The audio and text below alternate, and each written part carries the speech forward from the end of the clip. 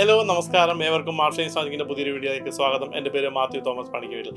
സുപ്രധാനമായ ഒരു വിധിക്ക് കാതോർത്താണ് ഇന്നലെ മലയാള ജനത, കേരള ജനത ഇരുന്നത്. എന്നാൽ വളരെ സന്തോഷകരമായ ആ ഒരു വിധി ഇന്നലെ വരികയാണ്. ഗ്രീഷ്മ എന്ന് പറയുന്ന ആ ഒരു കൊലപാതകിക്ക് വധശിക്ഷ വിധിച്ചിരിക്കുകയാണ് കോടതി. ശരിക്കും വളരെ സന്തോഷകരമായ ഒരു വാർത്തയാണ്. എല്ലാവർക്കും ഒരു സന്തോഷമുണ്ടായി ആ ഒരു വാർത്ത കേട്ടപ്പോഴത്തേക്കും. ശരിക്കും വധശിക്ഷയാണ് എല്ലാവരും നമ്മൾ ആഗ്രഹിച്ചത്. ഞാൻ മുമ്പൊരു വീഡിയോ ചെയ്തിട്ടുണ്ടായിരുന്നു. ആ വീഡിയോ പലർക്കും അയച്ചു കൊടുക്കുമ്പോൾ അവർ പറയുന്നത്, അയ്യോ അവർക്ക് അത്ര ശിക്ഷ കിട്ടില്ലേ, ജീവപര്യന്തമായിട്ട് ഒതുങ്ങുമോ തുടങ്ങിയ കാര്യങ്ങളൊക്കെ ഒരുപാട് പേര് ചോദിച്ചിട്ടുള്ളതുകൊണ്ടാണ് ഇന്നൊരു വീഡിയോ കൂടെ ചെയ്യേണ്ടി വരുന്നത്. അപ്പോൾ ആ ഒരു വധശിക്ഷ എന്നൊരു വിധി കേട്ടപ്പോൾ തന്നെ നമുക്ക് ഭയങ്കരമായ സന്തോഷം തോന്നി. ഒരാൾ മരിച്ചു കാണണം നമുക്ക് ആഗ്രഹം ഉണ്ടായിട്ടില്ല, പക്ഷേ അവർ മരിച്ചു കാണണം നമ്മൾ ഒരുപാട് ആഗ്രഹിക്കുന്നു. വേറൊന്നുമല്ല, ഒരു നിരപരാധിയായിട്ടുള്ള ഒരു ഇൻറ്റൻഷനും ഇല്ലാതെ ഒരു മനുഷ്യനെ പൂർണ്ണമായിട്ടും ഇല്ലാതാക്കാൻ വേണ്ടിയിട്ട് ക്രമേണ ഓരോ നാടകങ്ങൾ കളിച്ച് അയാളെ കൊന്നു. തൻ്റെ പ്രണയിനിയായിട്ടുള്ള ആ യുവതിയെ വിശ്വസിച്ചതിന് പകരം കൊടുത്ത ആ ഒരു സമ്മാനം, അവൻ്റെ ജീവൻ ഇങ്ങെടുക്കുക എന്നുള്ള രീതി, അതിന് വധശിക്ഷയെ കുറഞ്ഞല്ലാതെ ഒരു ശിക്ഷയില്ല എന്നുള്ളതാണ് മലയാളികളെ പോലെ തന്നെ ഞാനും വിശ്വസിക്കുന്നത്. എന്നാൽ ഈ കാര്യത്തിൽ ഇനി എന്തൊക്കെ മാറ്റം വരും എന്നുള്ളത് നമുക്ക് നോക്കാം. വധശിക്ഷ വിധിച്ചപ്പോഴും ഗ്രീഷ്മ കൂസലില്ലാതെയാണ് നിന്നതെന്നാണ് പറയുന്നത്.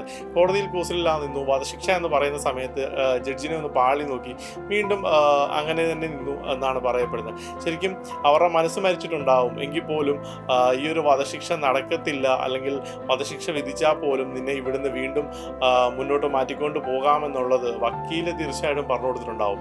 അതുകൊണ്ടാവും അവർക്ക് ആ ഒരു നിസ്സംഗതാ ഭാവം ഉണ്ടാകുന്നത്. ഇല്ലെങ്കിൽ മരണം അല്ലെങ്കിൽ മുമ്പ് വന്ന് നിൽക്കുന്ന ആ ഒരു അവസരത്തിൽ ആരായാലും ഒന്ന് പേടിക്കും, ഒന്ന് പതറും. പക്ഷെ അതിനുപോലും അവർക്ക് ആ ഒരു ഫീലിംഗ് ഇല്ലാതെ വന്നെങ്കിൽ തീർച്ചയായിട്ടും അങ്ങനെയുള്ള അഡ്വൈസൊക്കെ അവർക്ക് നേരത്തെ കിട്ടിയിട്ടുണ്ടാവും എന്നുള്ളതാണ് തീർച്ചയായിട്ടും നമ്മൾ മനസ്സിലാക്കേണ്ട ഒരു കാര്യം.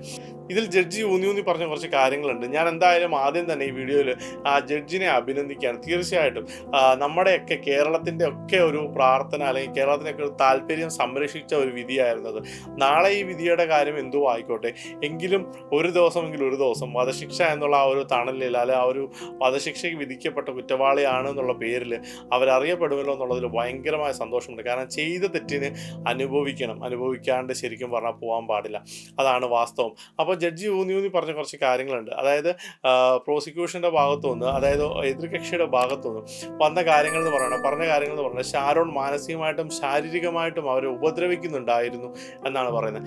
ആ ഒരു പയ്യൻ ആ ഒരു ലാസ്റ്റ് അയച്ച മെസ്സേജിൽ പോലും വളരെ സ്നേഹത്തോടെ, അതായത് തൻ്റെ തൊണ്ട പൊള്ളി, തനിക്ക് ആഹാരം ഇറക്കാൻ പറ്റുന്നില്ല, തൻ്റെ ശരീരം തളർന്നിരിക്കുന്ന അവസ്ഥ, തനിക്ക് മാനസികമായിട്ട് സന്തോഷമില്ലാത്ത അവസ്ഥയിലും വാവേ എന്ന് അഭിസംബോധന ചെയ്ത് സംസാരിക്കുന്ന ആ ഒരു യുവാവ്, അവളെ തല്ലി എന്നാ പറയുന്നത്, അവളെ ഉപദ്രവിച്ചു എന്ന് പറയുന്നു. ഇതൊന്നും വിലപ്പോയില്ല എന്നുള്ളതാണ്. 24 വയസ്സേ ഉള്ളൂ, എനിക്ക് പഠിക്കണം തുടങ്ങിയ കാര്യങ്ങളൊക്കെ ആവശ്യം ഉന്നയിക്കുമ്പോഴും ജഡ്ജി അതൊന്നും ഒരു കാര്യമായിട്ട് എടുത്തില്ല. കാരണം 24 വയസ്സുള്ളൂ എന്ന് പറയുന്നത് കുറ്റം ചെയ്യാനോ കുറ്റത്തിൽ നിന്ന് ഇറങ്ങിപ്പോകാനോ ഉള്ളൊരു ബാരിയറോ അല്ലെങ്കിൽ ഒരു വഴിയോ അല്ല.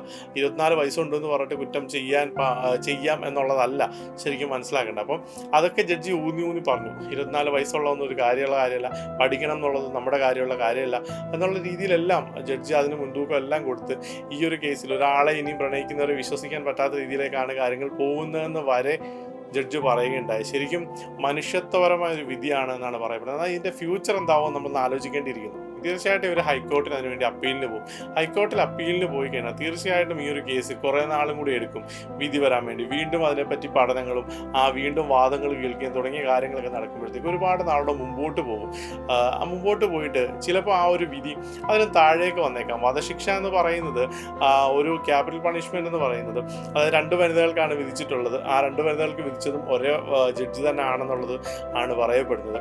എന്നിരുന്നാൽ പോലും ഈ വധശിക്ഷ നടപ്പാക്കാനുള്ള കേപ്പബിലിറ്റി നമുക്കുണ്ടോ എന്നാണ് വധശിക്ഷ നടപ്പിലാക്കി തുടങ്ങിയ കാര്യങ്ങൾ അന്വേഷിച്ച് വരുമ്പോഴത്തേക്ക് 33 വർഷങ്ങൾക്ക് മുമ്പാണ് കേരള സംസ്ഥാനത്തിൽ വധശിക്ഷ നടപ്പിലാക്കിയതെന്നാണ് അറിയാനായിട്ട് സാധിക്കുന്നത്. അതായത് 1992-ലോ 91-ലോ ഒക്കെയാണ് ഒരു വധശിക്ഷ നടപ്പിലാക്കിയെന്നുള്ളതാണ്.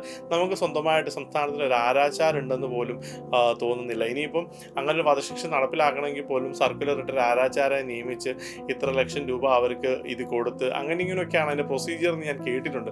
എനിക്ക് പൂർണ്ണമായിട്ട് അറിയില്ല. തെറ്റുകളുണ്ടെങ്കിൽ നിങ്ങൾ തീർച്ചയായിട്ടും കമൻറ്റ് ചെയ്യാനായിട്ട് ശ്രമിക്കണം. അപ്പം അങ്ങനെ ഒരു ആരാചാരയൊക്കെ അറേഞ്ച് ചെയ്ത് ഒരുപാട് പ്രൊസീജിയർ അതിന് വേണ്ടിയിട്ടുണ്ട്. അപ്പം അങ്ങനെ ഒരു വധശിക്ഷയൊന്നും പെട്ടെന്ന് നടത്താൻ വേണ്ടി പറ്റത്തില്ല. ഇപ്പം എല്ലാവരും ചോദിക്കുന്നുണ്ട്, ഗ്രീഷ്മ ചെയ്തതാണെന്ന് നമുക്ക് ഉറപ്പാണല്ലോ, പിന്നെ എന്തിനാണ് ഹൈക്കോടതി പോകാൻ വേണ്ടി അവർക്ക് അവസരം, അല്ലെങ്കിൽ എന്തിനാണ് മറ്റുള്ള കോടതികൾ വിധി കേൾക്കാൻ വേണ്ടി അല്ലെങ്കിൽ വാദം കേൾക്കാൻ വേണ്ടി നിൽക്കുന്നത് തുടങ്ങിയ കാര്യങ്ങളൊക്കെ ആൾക്കാരുടെ ഒരു സംശയമായിട്ട് ഉന്നയിക്കുന്നുണ്ട്. പക്ഷേ ഗ്രീഷ്മ എന്നുള്ളത് അവിടെ നിൽക്കട്ടെ. ഏതൊരാൾക്കും അയാളുടെ നിരപരാധിത്വം തെളിയിക്കാൻ വേണ്ടി ചില കള്ളക്കേസിൽ കുടുങ്ങിപ്പോകുന്ന ഹതഭാഗ്യന്മാരായ ആൾക്കാരുണ്ട്. അവർക്കൊക്കെ വേണ്ടിയിട്ടാണ് ഈ മുമ്പോട്ടുള്ള കോടതികളിൽ പോകാനുള്ള അവസരങ്ങളുള്ളത്. ശരിക്കും മുമ്പോട്ട് കോടതികളിൽ പോയി ഇനി ഹൈക്കോടതി പോകാം, ഹൈക്കോടതി കഴിഞ്ഞ് സുപ്രീം കോടതി പോകാം. സുപ്രീം കോടതിയും പോയിട്ട് അവിടുന്ന് വധശിക്ഷയാണ് വിധിക്കുന്നതെങ്കിൽ പോലും രാഷ്ട്രപതി ദയാഹർജിക്ക് വേണ്ടി രാഷ്ട്രപതിയോട് ഇതുപോലെ വധശിക്ഷ റദ്ദാക്കണം എന്ന് പറഞ്ഞിട്ട് മുമ്പോട്ട് നീങ്ങാനുള്ള അവസരം വരെയും ഗ്രീഷ്മയ്ക്ക് മുന്നിൽ കിടപ്പുണ്ട്. ഇത് വർഷങ്ങൾ നീണ്ട പ്രോസസ്സായിരിക്കും. അല്ലാതെ ഒരു ദിവസം കൊണ്ടോ 2 ദിവസം കൊണ്ടോ ഇങ്ങനെയൊന്നും മുമ്പോട്ട് പോകാൻ പറ്റില്ല. തീർച്ചയായിട്ടും അവർ ഇന്ന് തൊട്ടേ അതിൻ്റെ കാര്യങ്ങൾ തുടങ്ങിയിട്ടുണ്ടാവും. അതുകൊണ്ട് നമ്മൾ ഈ വധശിക്ഷ എന്ന് പറയുമ്പോഴത്തേക്ക് അതിൽ ഭയങ്കരമായിട്ട് സന്തോഷിച്ച് നമ്മൾ ആനന്ദിച്ചിട്ട് എത്തിച്ച് കാര്യമൊന്നുമില്ല. പിന്നെ എല്ലാ മലയാളികളുടെയും പോലെ നമുക്കും ബോധ്യമുണ്ട് ഇത് മുമ്പോട്ട് പോയിട്ട് ജീവപര്യന്തമായിട്ടോ അല്ലെങ്കിൽ 12 വർഷം കൂടിപ്പോയി 24 വർഷത്തിലേക്കായിട്ട് ഒതുങ്ങിപ്പോവും, ഇരട്ട ജീവപര്യന്തം എന്നുള്ള രീതിയിൽ ഒതുങ്ങിപ്പോകുമെന്ന് നമുക്കറിയാം. എങ്കിൽ പോലും ഒരു വട്ടമെങ്കിലും വധശിക്ഷ വിധിച്ചല്ലോ എന്നുള്ളൊരു സന്തോഷം ശരിക്കും പറഞ്ഞാൽ നമ്മുടെ ഉള്ളിലുണ്ട്.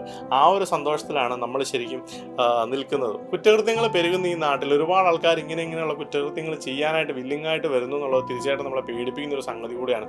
ആണ് പെണ്ണെന്നുള്ള വ്യത്യാസമില്ല, കുഞ്ഞുകുട്ടി അല്ലെങ്കിൽ വലിയ ആളെന്നുള്ള വ്യത്യാസമില്ല. ശരിക്കും എല്ലാവരും ക്രൈം ചെയ്യാനായിട്ട് തുടങ്ങുന്നു എന്നുള്ളതാണ് ഈ വരുന്ന ദിവസങ്ങളിലൊക്കെ കണ്ടത്. ഇന്ന് കണ്ടൊരു വാർത്ത, മകൻ അച്ഛനെ വെട്ടിക്കൊന്നു, അടിച്ചു കൊന്നു, അങ്ങനെ എന്തോ ഒരു സംഭവം ഞാൻ കണ്ടിരുന്നു. അതിന് മുമ്പത്തെ ദിവസമായിട്ട് ഒരു ഉമ്മായെ മകൻ കൊല്ലുന്നൊരു വാർത്ത കണ്ടിരുന്നു. ശരിക്കും ഈ കേരളം എങ്ങോട്ടാണ് പോകുന്നത് എന്നുള്ളതാണ്. സാക്ഷരതയുടെ പേര് ഊറ്റം കൊള്ളുന്നത് നമ്മൾ എങ്ങോട്ടാണ് പോകുന്നത് എന്നുള്ളതാണ്.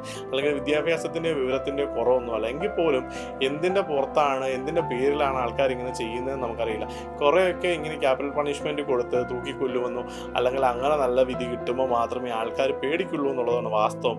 അല്ലാണ്ട് നമ്മളെപ്പോഴും ക്ഷമിച്ച് ക്ഷമയുടെ നെല്ലിപ്പലക വരെ കണ്ട് ചെറിയ ശിക്ഷകൾ കൊടുത്ത് ഒതുക്കുമ്പോൾ അത് ശരിക്കും വലിയ കുറ്റവാളികൾ മുമ്പിലേക്ക് വരാൻ വേണ്ടിയിട്ടുള്ളൊരു അവസരം കൂടിയാണ് തുറന്നു കൊടുക്കുന്നത്. ശരിക്കും ഈ ഒരു വിഷയത്തിൽ നിങ്ങളുടെ അഭിപ്രായം എന്താണ്? ഗ്രീഷ്മ ഇതിൻ്റെ പുറകിൽ കേസിന് പോകുമോ, അല്ലെങ്കിൽ വധശിക്ഷയ്ക്ക് വിധിക്കപ്പെട്ടവർക്ക് വധശിക്ഷയായിട്ട് തന്നെ കിട്ടുമോ തുടങ്ങിയ അഭിപ്രായങ്ങൾ നിങ്ങൾക്കുണ്ടെങ്കിൽ നിങ്ങൾ തീർച്ചയായിട്ടും ഈ വീഡിയോയുടെ താഴെ കമൻറ്റായിട്ട് ഇടാൻ വേണ്ടി ശ്രദ്ധിക്കണം. ഈ വീഡിയോ നിങ്ങൾക്ക് ഇഷ്ടപ്പെടുമെങ്കിൽ തീർച്ചയായിട്ടും മറ്റുള്ളവരിലേക്ക് ഷെയർ ചെയ്യാനും ശ്രദ്ധിക്കണം. ഈ ചാനൽ ഇതുവരെ സബ്സ്ക്രൈബ് ചെയ്തില്ലെങ്കിൽ തീർച്ചയായിട്ടും ചാനൽ സബ്സ്ക്രൈബ് ചെയ്യാനും വേണ്ടി ശ്രദ്ധിക്കണം.